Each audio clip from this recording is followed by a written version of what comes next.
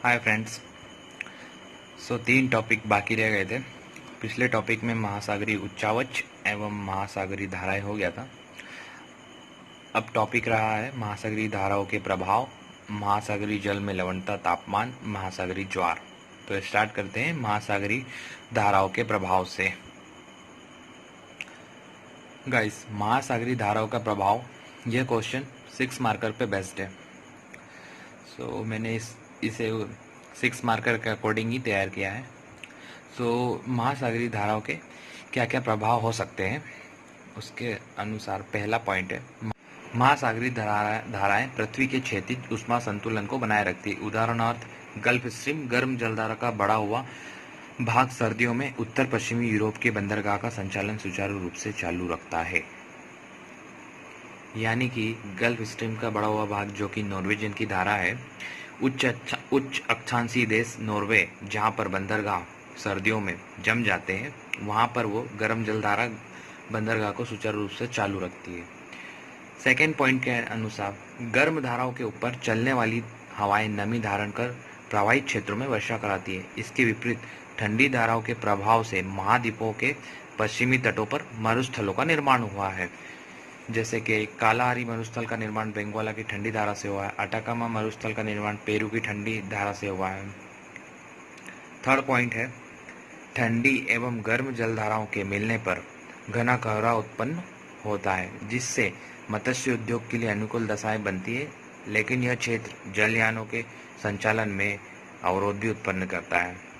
महासागरीय धाराओं के प्रभाव के अंतर्गत फोर्थ पॉइंट है, महासागरीय धाराएं महामार्ग की भांति कार्य करती है, जिनका अनुसरण सामान्यतः समुद्री जलयान करते हैं।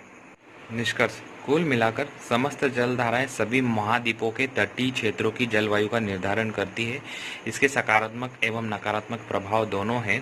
सकारात्मक प्रभाव से अर्थव्यवस्था सुचारू रूप से चलती है, जैसे कि Dogar bank, George's bank, grand bank आदि मत्स्य ग्रहण क्षेत्र हैं। और नकारात्मक प्रभाव के अंतर्गत मरुस्थलों का निर्माण हुआ है, जो पूरे विश्व के लिए दिन पे दिन चिंता का विषय बन रहा है। गाइस, अब फोर्थ पॉइंट है महासागरीय जल में लवणता एवं तापमान। हम अब तापमान पढ़ते हैं। अब इस टॉपिक से हमारे पास एक क्वेश्चन आता है 3 मार्कर में, जिसका नाम है समताप रेखाएं। जो समान तापमान वाले स्थानों को मिलाने वाली रेखाएं समताप रेखाएं कहलाती है। उत्तरी गोलार्ध में स्थलखंड की अधिकता है, वहीं दक्षिणी गोलार्ध में स्थलखंड कम एवं जल अधिक होने के कारण समताप रेखाएं समानांतर पाई जाती है। ये 3 मार्कर हो गया है।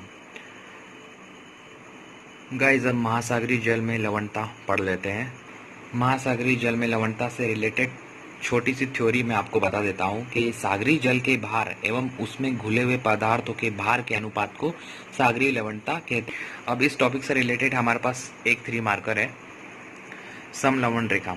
समान लवणता वाले स्थानों को मिलाने वाली रेखाएं समलवण रेखा कहलाती हैं।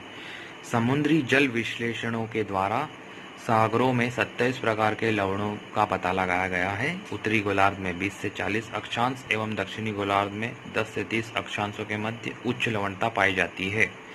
सेकंड है सेलिनोनेक्टर। लवणता या खारापन को मापने वाले यंत्र को लवणता मापी कहा जाता है, सेलिनोनेक्टर कहा जाता है। विभिन्न सागरों में लवण की मात्रा 33 से 37% के मध्य होती है। विश्व में सर्वाधिक लवणता टर्की की वान झील में पाई जाती है। फ्रेंड्स, अब लास्ट टॉपिक है महासागरीय ज्वार। इससे रिलेटेड एक क्वेश्चन है मेरे पास, जो मैं आपको बताता हूँ। ज्वार भाटा। सूर्य तथा चंद्रमा की आकर्षण शक्तियों के कारण सागरीय जल के ऊपर उठने तथा नीचे गिरने को ज्वार भाटा कहा जाता है। ज्वार को इंग्लिश में टाइड और भाटे को इंग्लिश में भी कहा जाता है।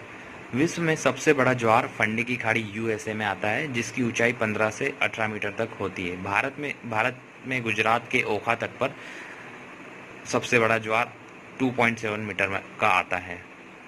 ज्वार के बारे में मैं आपको थोड़ा बहुत कुछ और बताना चाहता हूँ, जैसे कि महासागरीय जल में सूर्य तथा चंद्रमा की आकर्षण शक्ति के कारण ही ज्वार की उत्पत्ति होती है। पृथ्वी पर प्रत्येक 24 घंटे में प्रत्येक स्थान पर 2 बार ज्वार भाटा आता है।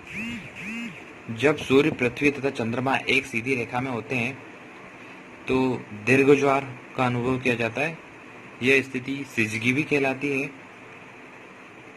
इसके विपरीत जब सूर्य, पृथ्वी तथा चंद्रमा समकोण बनाते हैं तो चंद्रमा तथा सूर्य का आकर्षण बल एक दूसरे के विपरीत कार्य करता है, जिसके कारण निम्न ज्वार का अनुभव किया जाता है। सो गाइस, तो ये पांचों टॉपिक कंप्लीट हो गए हैं। इससे रिलेटेड आईएमपी क्वेश्चंस जो एग्ज़ाम में आ सकते थे मैंने आपको बता दिए हैं। अगले टॉपिक में मैं आपको वायुमंडल का संगठन एवं संरचना पढ़ाऊँगा। Okay, thank you.